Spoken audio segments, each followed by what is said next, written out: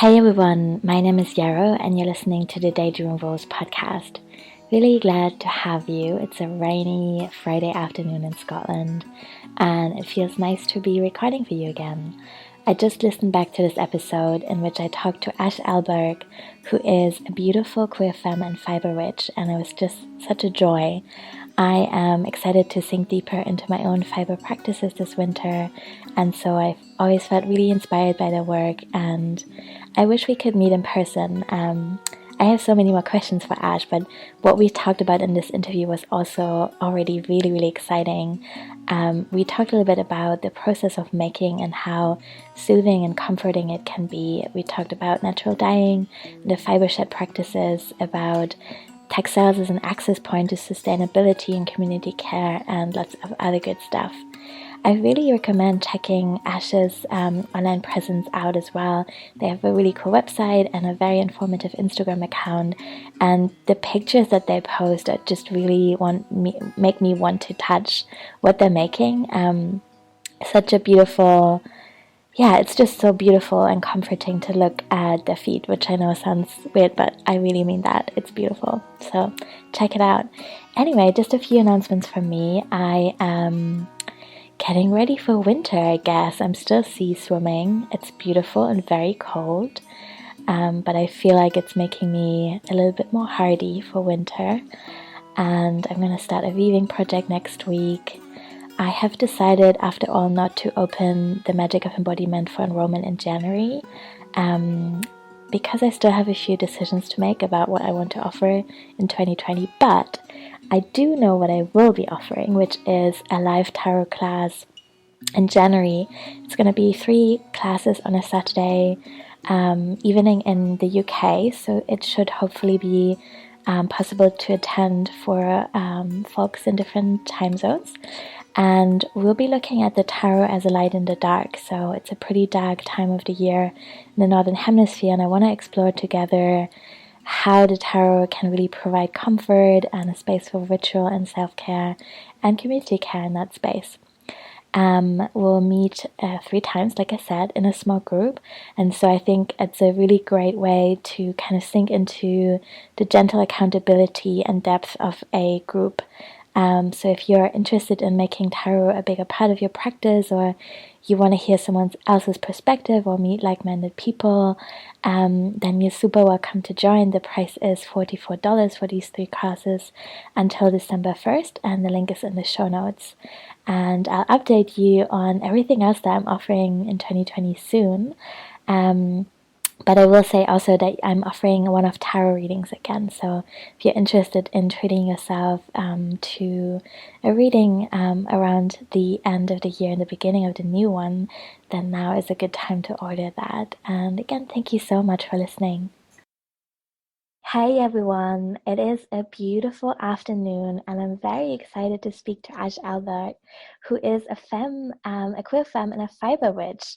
And I feel like those words alone are kind of really like, oh my God, I need to speak to you. We've known each other on Instagram for a little while and I just really love their work. It feels so, um, I literally don't find the word this time. I think usually I'm better at introductions, but I'm just having all these memories of their Instagram feed and feeling like I was seeing something I could really touch. And I think that their work definitely has been a really big factor in getting me into textiles.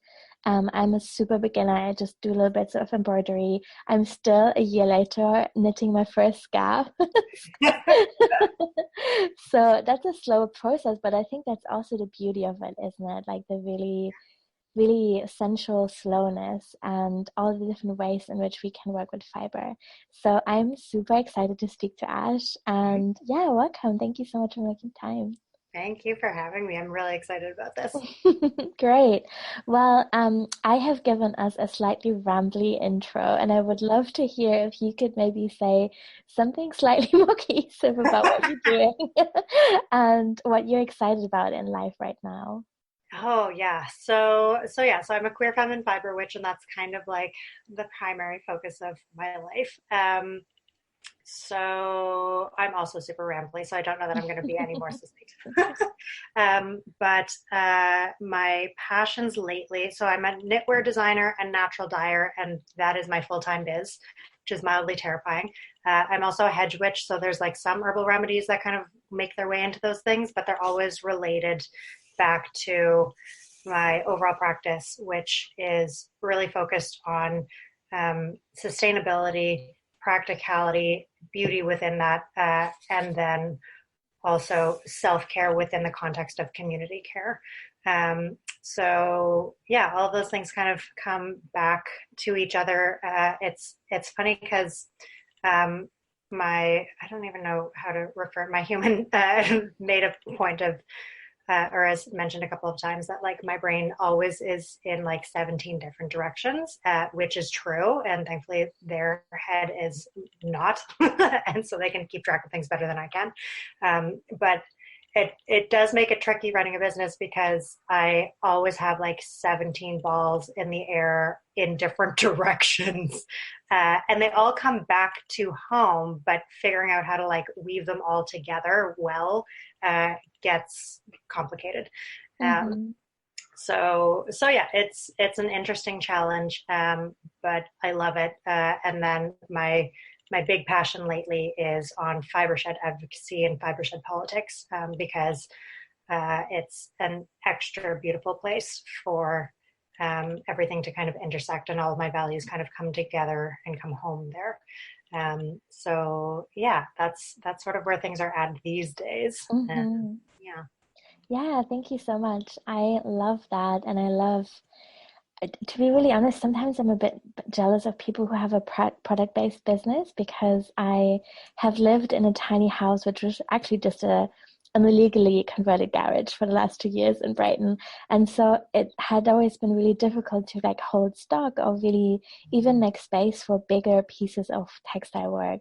Yes. And I love the thought, and maybe I'm totally romanticizing this, that you get to spend some of your days just knitting and feeling and touching things and learning about their stories that way. Is that true, or am I really just romanticizing this? It's true, but it's also not as romantic as it sounds because I mean, my business started because I was doing knitwear design, Mm-hmm. and it's a beautiful part of my business, but it's also like the least uh, realistic, I guess, of my business kind of branches because there are very few. Like there are some folks who through a variety of reasons, and different skills that they have and backgrounds that they have, and then dumb luck in a moment that is then followed up with shit tons of hard work, uh, make a lot of money doing Mm-hmm. knitwear design.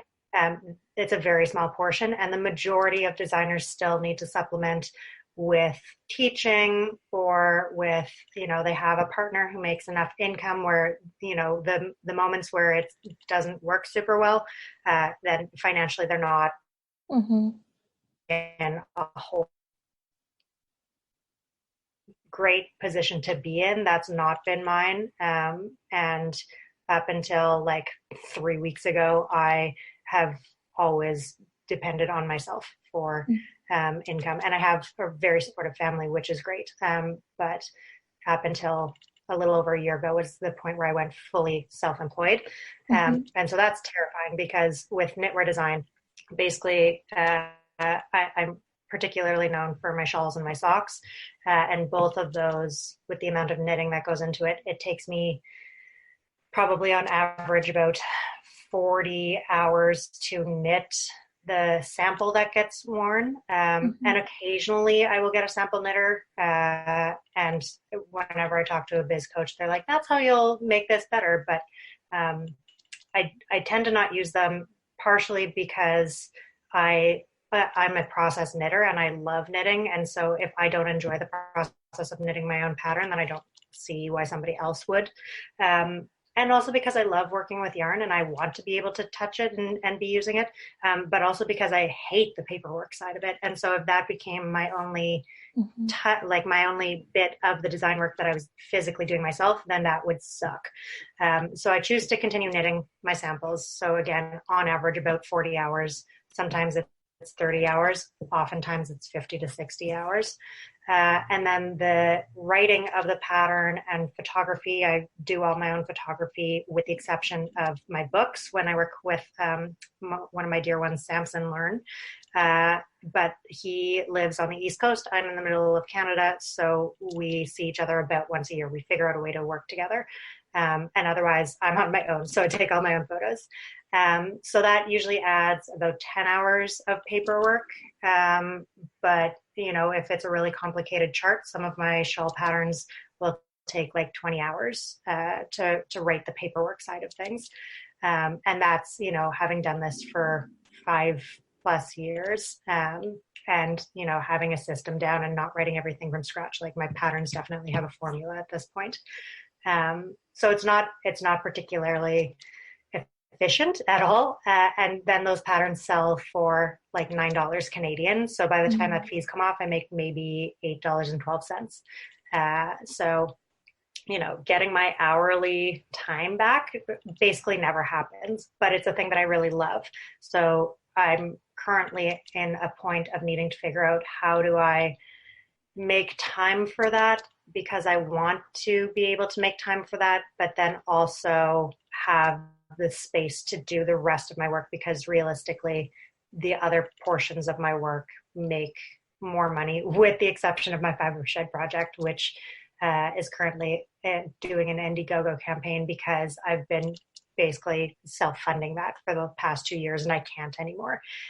So the things that I really love that are super inefficient for my business are also things that I'm not really willing to let go of, which explains why I'm in a constant money scarcity feels these days.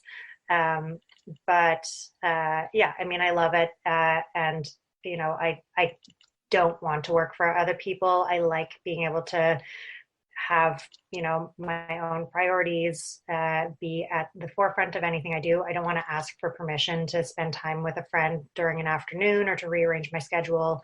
I don't want to have to leave my dog at home for the day every single day. Like I want to be able to choose, like, you need a break from me, I need a break from you, I'm going to the coffee shop for 3 hours to work, which is very different from like, okay, bye, I'll see you in like 9 hours. So yeah, it's not a romantic life. It is exhausting a lot of the time, most of the time.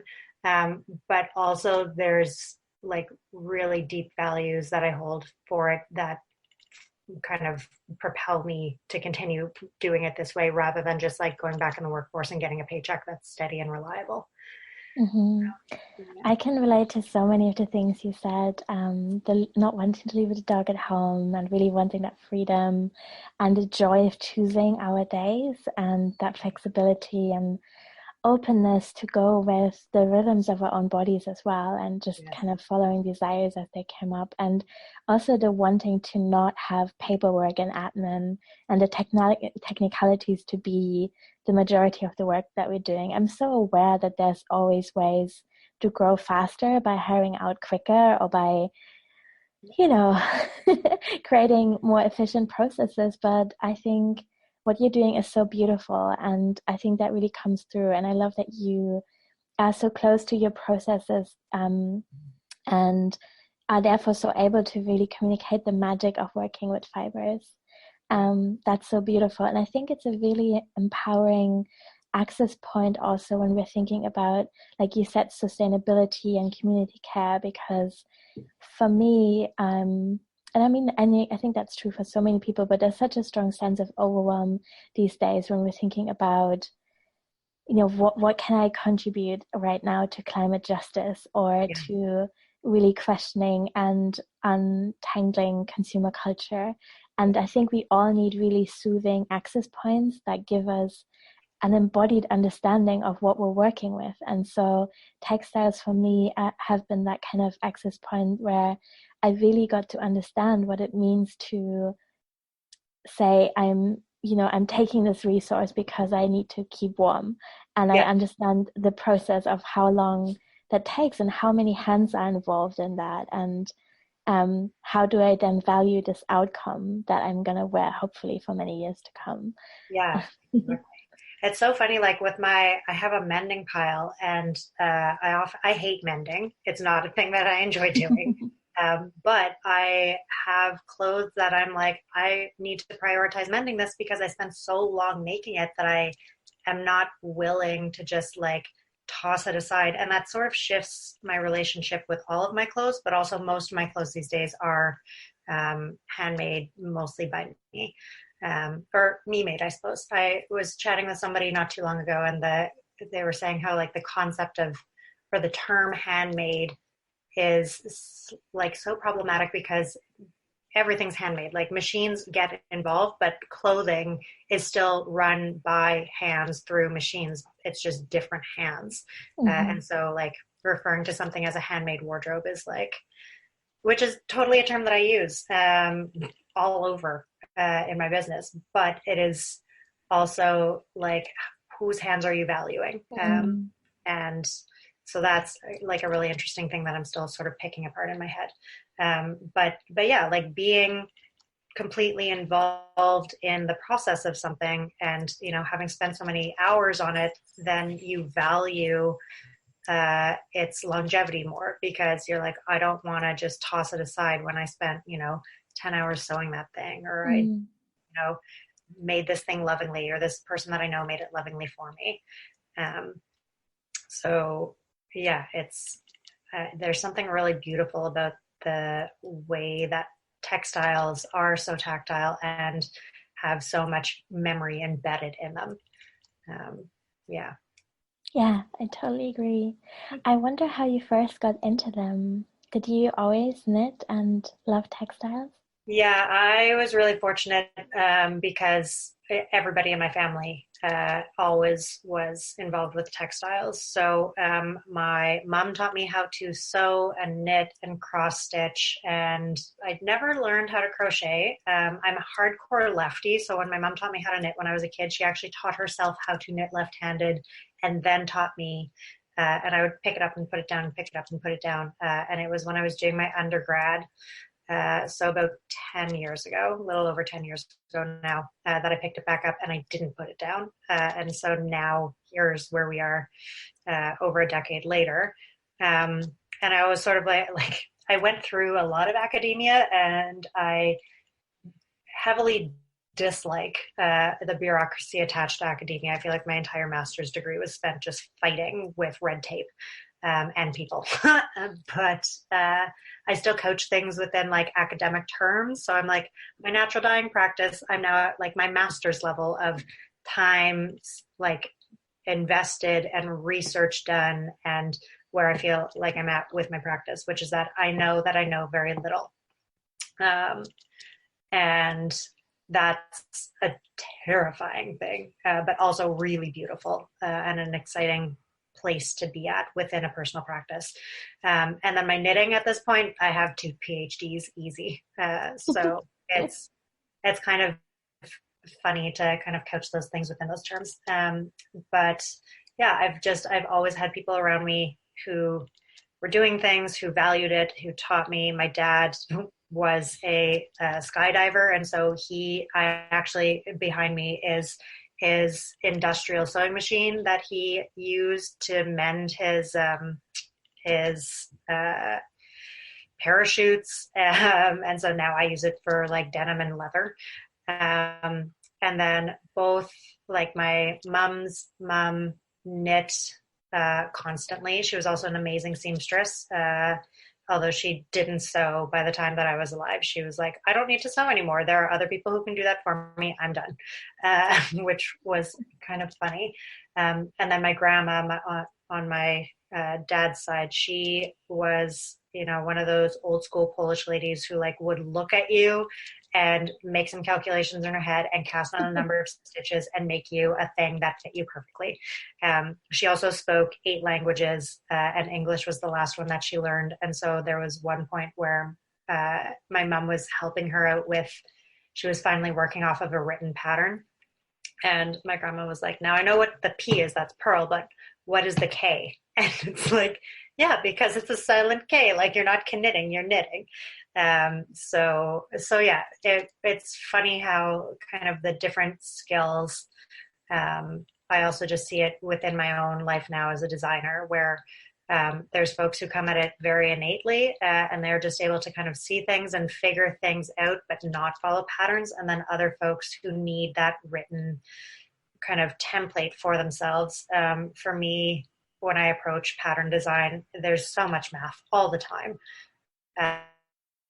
More math than I ever thought I would have to use after I left high school. But that I approach it that way, and I think that's also where a lot of my anxieties lie, is within the math, particularly when I'm doing items that are graded. But it's it's yeah, I don't know. It's interesting because there's folks that I know who never do math at all, and they just kind of like pick their needles up and cast a thing on, and it works, and it works great for them. So Yeah. Do you experience knitting also as a healing practice? And if so, how is that feeling? yeah, so I have hardcore anxiety all the time. And I initially started my knitting again, partially. So I was, when I did my degrees, then they were both in theater. And so I spent a lot of time backstage and needing to do something with my hands. But it's also like before I was knitting as much as I do now, I would have spinner rings. And so I would just fidget with them all the time. And then once I started knitting, then I didn't need to do that because I would have my knitting out. But it was great, especially in social situations, because I could pull my knitting out at an event and be just like tucked into a corner and knitting. And sometimes it started, really lovely conversations with people. I actually dated some folks because they would, encounter me knitting at an event. But it also was a nice barrier for people where they wouldn't talk to me, and where if I wasn't talking to somebody, I still had something to focus on and not feel awkward. So that's still definitely where things are at. If I'm having like really extreme bouts of anxiety or I'm going through a crisis, then I will like actually count out stitches in my head as I'm knitting them, as kind of like a grounding practice. But it gets, sometimes it gets tricky because I do believe in like the intentions that we put into our knitting as we're making something kind of linger and stay attached to that item. And so, if there is a crisis, then it's like, what am I going to knit? Because that thing needs to be a thing that maybe doesn't have a life outside of me knitting it. Mm-hmm. And so those things get interesting, but yeah, it's definitely, it causes its own stress because it is also my source of income. And so there's always deadlines attached to it, but it's the thing that when I am relaxed, I still reach for. So, yeah. Yeah, that makes total sense to me. I wonder also how that maybe relates to your magical practices. Yeah, so I am a hedge witch, and it's interesting because I was spending the weekend with a witch who her witchcraft is her religion, and I approach my practice very differently because I don't do religion of any sort, and that includes organized witchcraft religions. Like I have a lot of apprehensions and sometimes just straight up like problems with organized religions and kind of like dictated things that people have to follow. I'm triple fire sign, so I just don't like to do those things. But my practice is very much rooted in intention and ritual. So there's so much ritual in textiles, which I love. And then in working with natural materials. So my natural dyeing practice and my herbal remedies practice has really kind of become rooted in that, in particular, where I am doing so much foraging these days. So I think that's also maybe why I feel so connected to my fibre shed practice and my personal natural dyeing practice, which is in exploring fibre shed color palettes regardless of, their color fastness and all that stuff. Like I don't really give a shit about that when it comes to my own practice. Obviously I care about it when I'm like doing wholesale stuff, and selling products to people who don't have an exposure otherwise to natural dyeing. There are two dualities in terms of like my responsibility as a commercial natural dyer and then my personal practice and kind of how I balance those things. But in particular with the foraging for my personal practice, my relationship with the land, my relationship with plants, kind of how I approach those things, understanding like where are we at seasonally and how does my interacting and interfering with these plants impact their local ecosystem. How is it contributing or damaging to climate change? Water usage is the thing that I am like constantly in relation with and trying to navigate because it's the one area of natural dyeing that is really tricky. And then like I'm a descendant of white settlers and I live on Treaty 1 territory in Canada. And so ancestrally, this land is not mine. And so if I'm foraging from it, then I have like an additional duty to be very cautious, and not cautious, but like conscious of my relationship with the land as I'm working with it. So there are certain things that I won't forage and won't wildcraft because they're not mine. If I want them, then it's my job to grow them myself. And that also goes to my herbal practices as well with my herbal remedies. And then there are other things where like I will happily forage something, but I won't forage it from certain locations.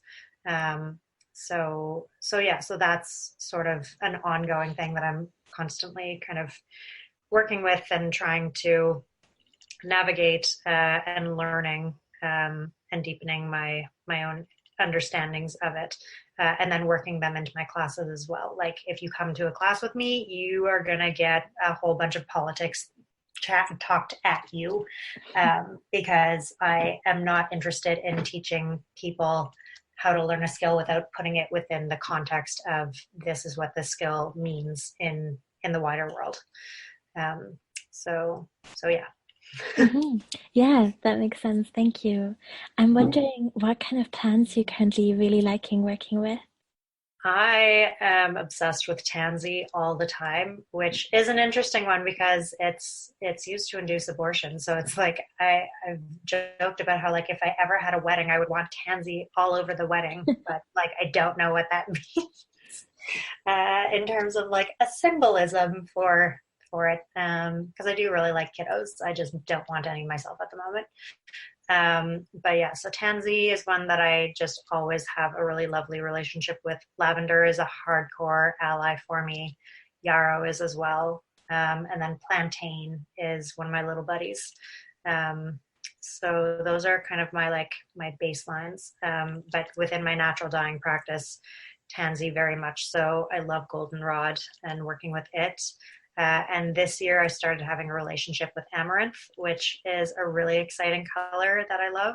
And it's very reliable, which is nice for my commercial practice as well, and grows all over the place here. But then another one that I'm really excited about, even though it's just for me basically, because it's not something that is particularly stable as a color, but wood sorrel makes the most beautiful little blue. And it's such a sweet little thing. And it's this like delicate little sprig that pops out of my concrete.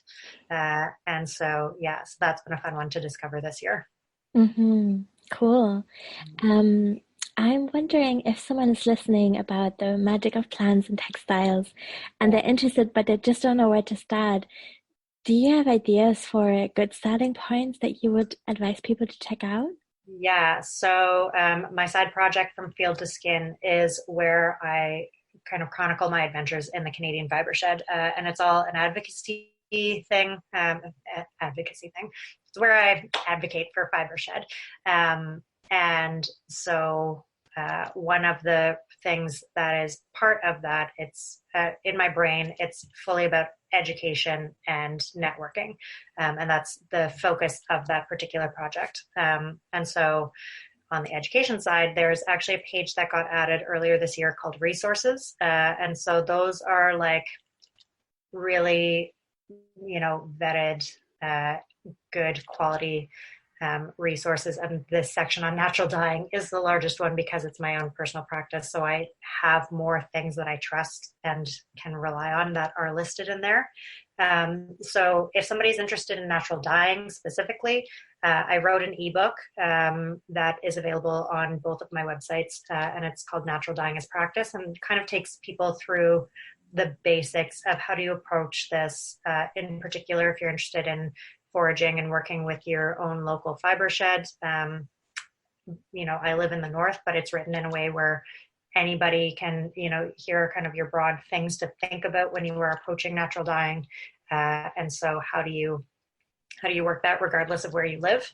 But it takes you through kind of all of your basics. And then for people who really want to get into things, then the books that are on there, as well as some of the blogs that are on there, are really rich in knowledge. They're by people who know what they're doing, which I appreciate, because there is a lot of garbage out there, and it's just like people playing around with things, which is totally fine. Like when you're just doing it for yourself, then like you don't need to worry about how quickly will something fade. You don't need to worry about like where is it on the grayscale of stain to dye, because everything's a grayscale, and most things fall somewhere in between there. But if it's falling more towards the stain, then it's not something that you as a natural dyer who is then going to sell to other people should be using within that part of your practice.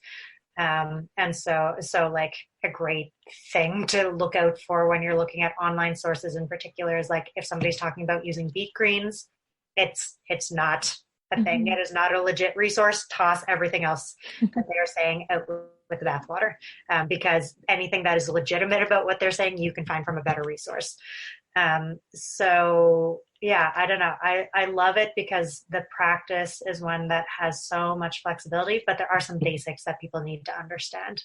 Also, same with like if somebody says that they're mordanting with vinegar, no, they are not. It is a lie. Find a different resource. So those are kind of great places to step into and start working with. I am also more slowly pulling together a post. The interviews portion of From Field to Skin is mostly me talking in dialogue with other fiber shed players. But when there's kind of like larger things that need to get discussed, that also need like a bunch of links and things like that, and where I don't have a specific person that I'm discussing them with, then I put up a text-based post. So one of those is plant-based in the north, because I am very pro animal products when used sustainably and when sourced sustainably, but there are folks that are not, and that is fine. But don't come and yell at me about fur that I have sourced ethically when you're wearing plastic that you purchased brand new. So like for folks that are plant-based, then there are options, and depending on what your personal politics are, there are different options for being sustainable, working within fiber shed kind of ethics. And that still maintain your own values. So that's one of them. And the one that I'm currently working on, that is going to take a little bit more time because I need time to basically find these resources and vet them, and then also talk to other folks about them first, is about foraging, ethical foraging, and decolonizing your practice within that.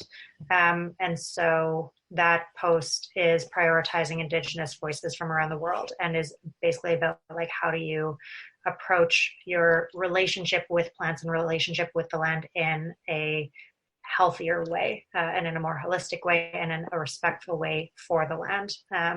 And so that one, once I get it pulled together will be, I think, really useful for anyone who, regardless of whether they want to be naturally dying or they just want to like learn how to have a better relationship with plants, or they're interested in herbalism, but not within the context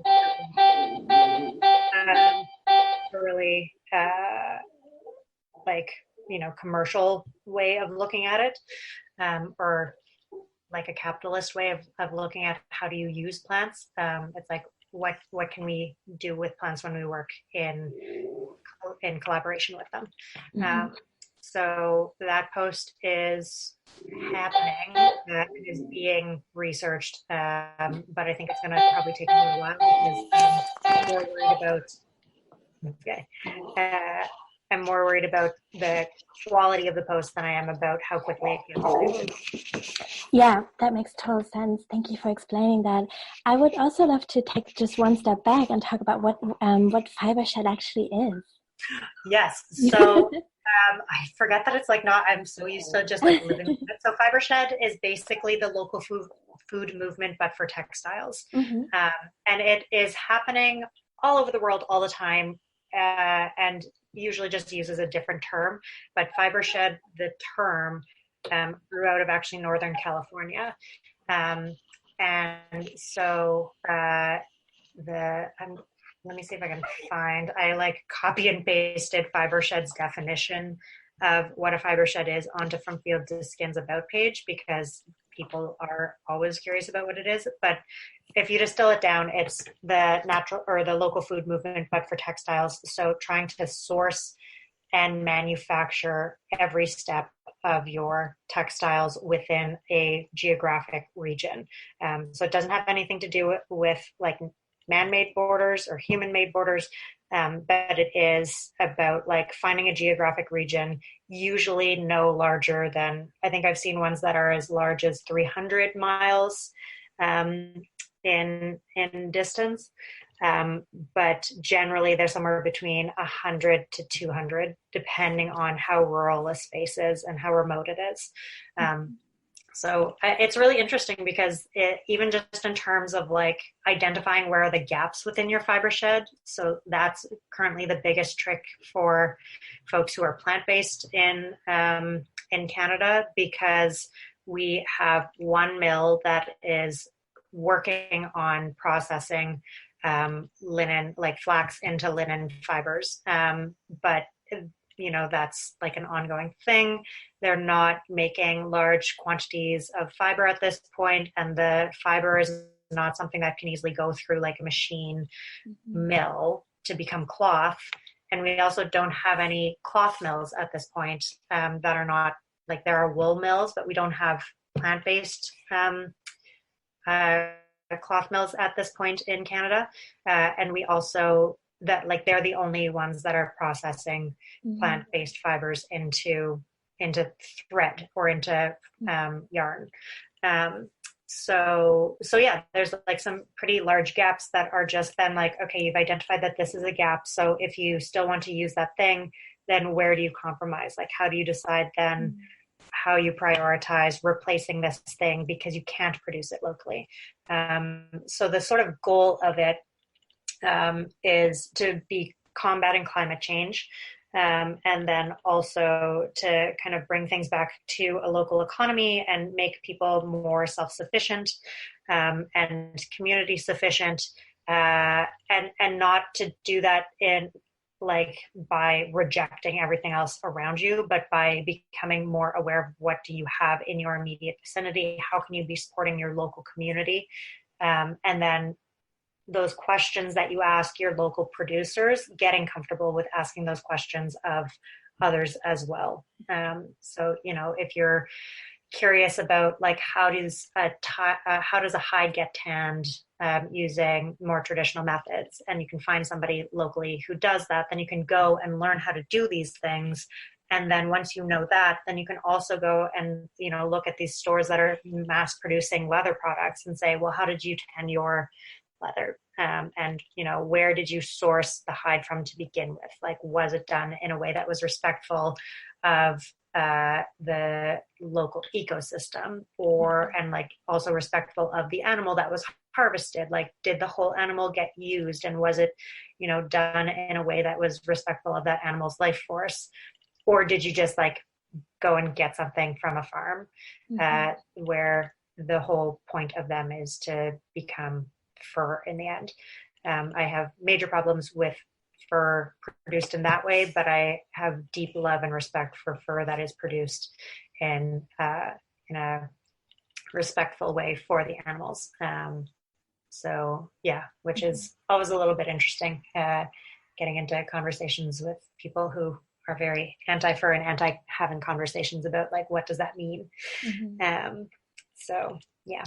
Yeah, that's really interesting. Thank you so much. I really love the idea of identifying shared values and having these kind of like, I guess, goalposts around really keeping it local, but then also admitting to ourselves that perfection isn't always possible. But then at the very least, our decisions become so much more intentional, and we can say, okay, this is maybe something I'm willing to compromise on, and this one isn't. And Yes. But I think our engagement with those processes is so powerful, even if we can't always get it totally right or the way we would like it to be. Yeah, exactly. And then the other part of it is like how like class and privilege, especially class, intersect with those things. Like, something could be produced in a totally closed loop, ethical fashion and produced locally to you. But if you don't have the resources to purchase that thing, then like that's shitty, and that's capitalism at work.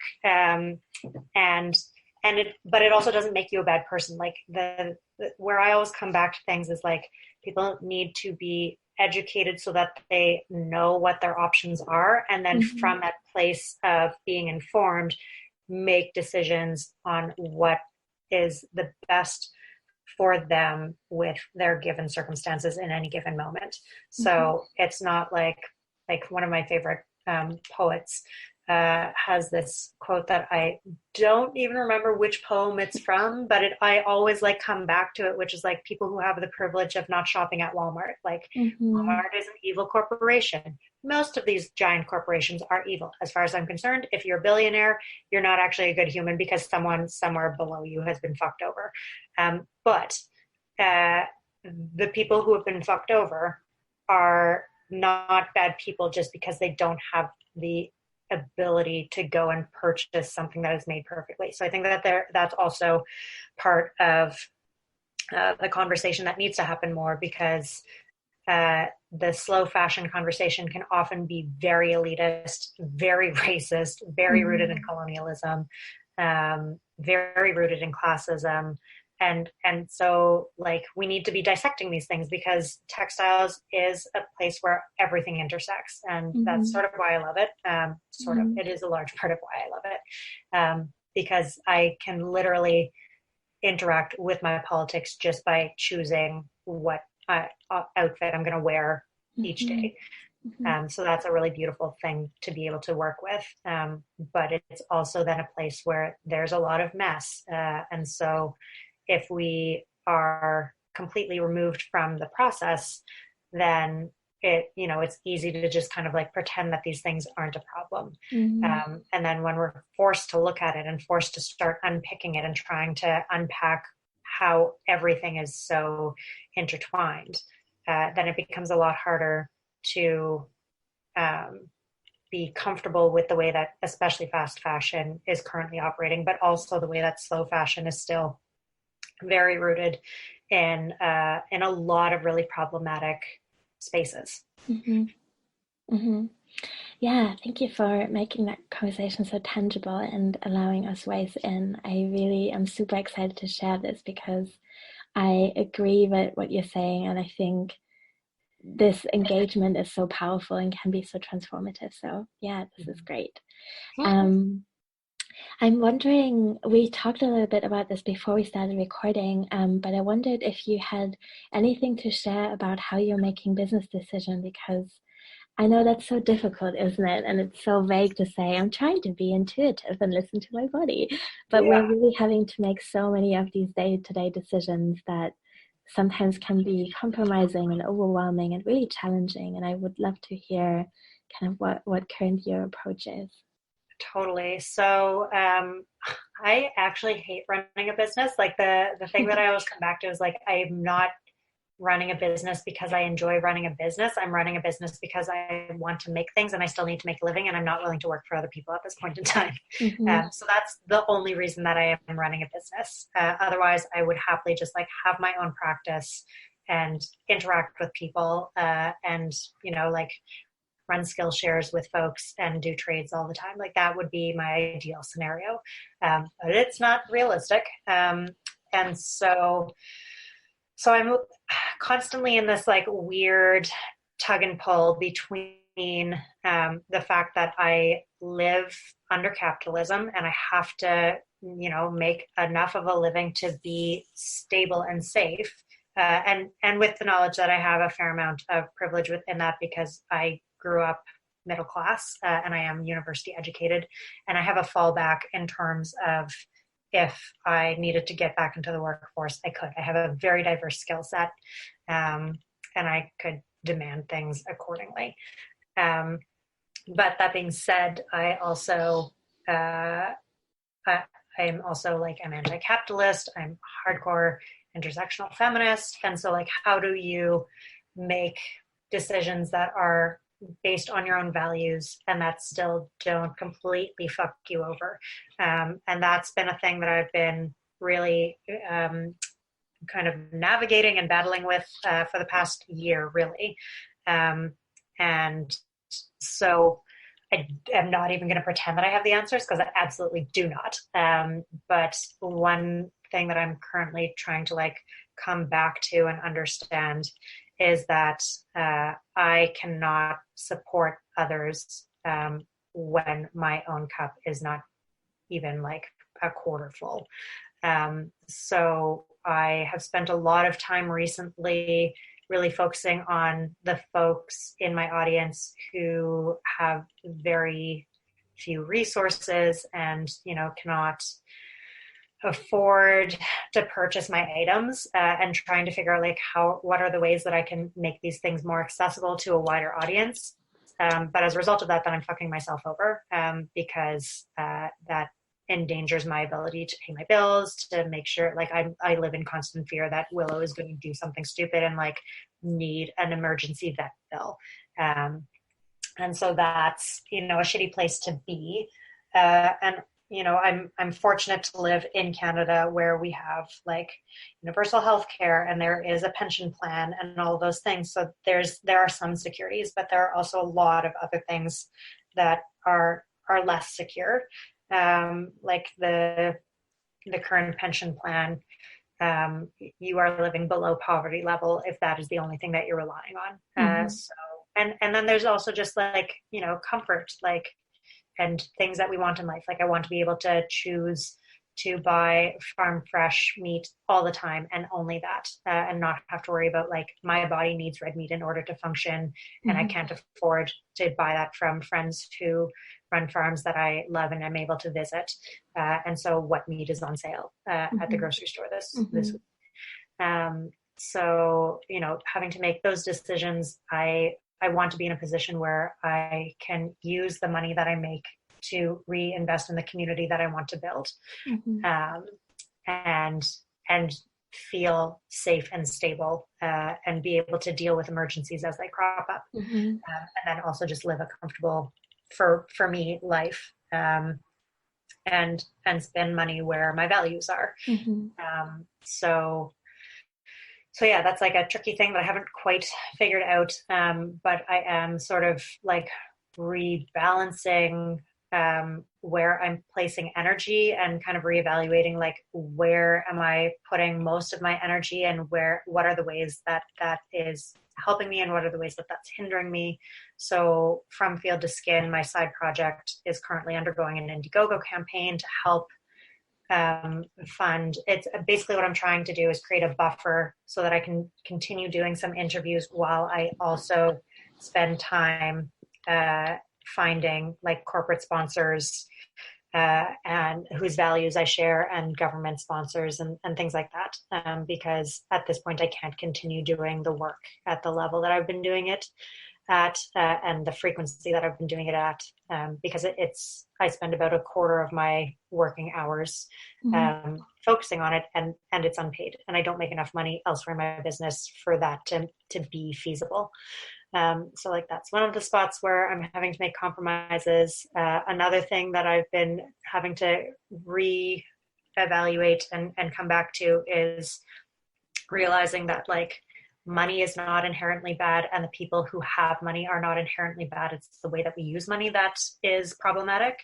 And so like, you know, not being upset with the fact that there are folks who cannot afford any of my yarn, and then there are other folks who can afford, you know, a sweater's worth of my yarn. Like my yarn is not cheap because my prices are not cheap and my labor is not cheap. Like I'm using farm yarns, I'm using natural dyes. It's an intense process that is more expensive. And I'm not willing to compromise on those things. And so my costs also can't shift down. So there are things where it's like, how do I figure out how to make this more accessible for folks without also undermining my own values, without underselling myself, without undercutting my community and my industry. So that's kind of a constant thing that I'm evaluating and trying to figure out.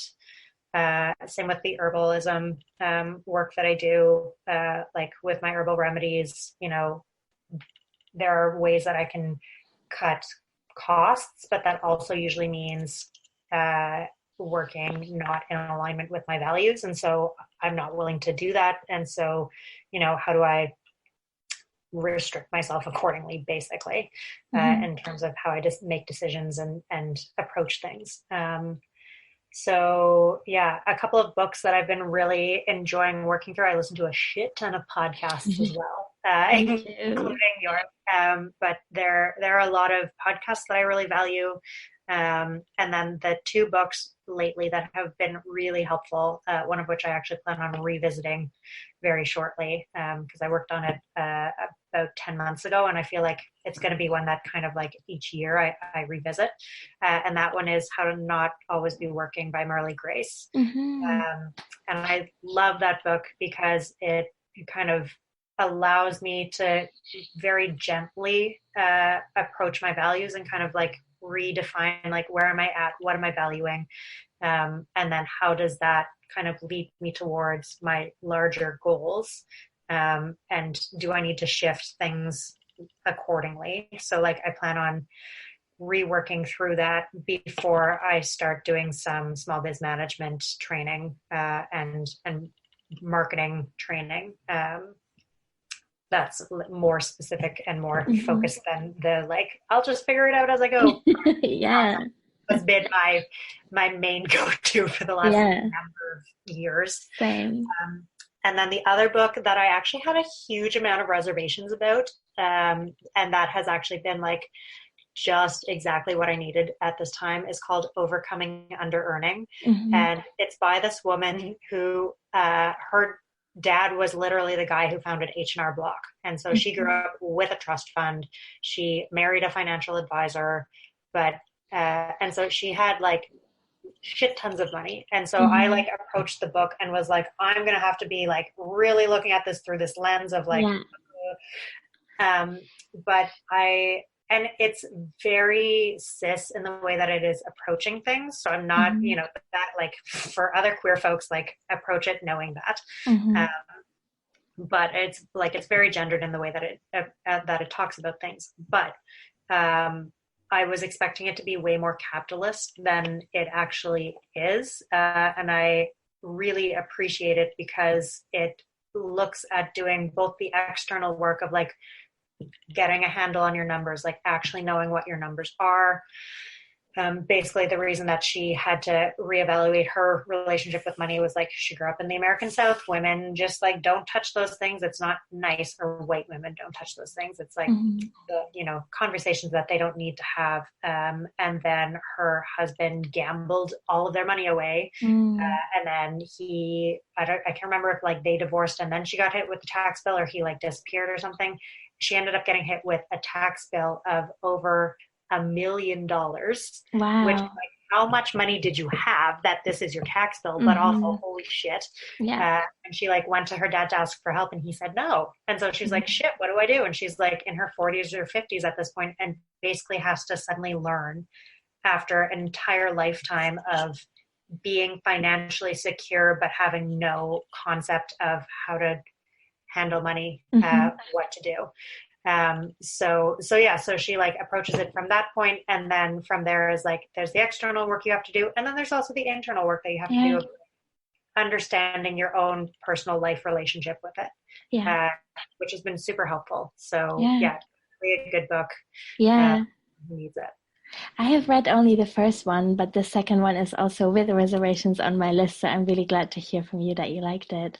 I would really love to talk to you forever, and I've just been beginning to say to people that I've been interviewing that I would love to do second interviews next year, because I feel like these first ones are often kind of just like an opening, and there's just so much more that I want to ask. So if you were up for that, that would be really great. But for now, I would love to let people know what you're offering and where people can find you.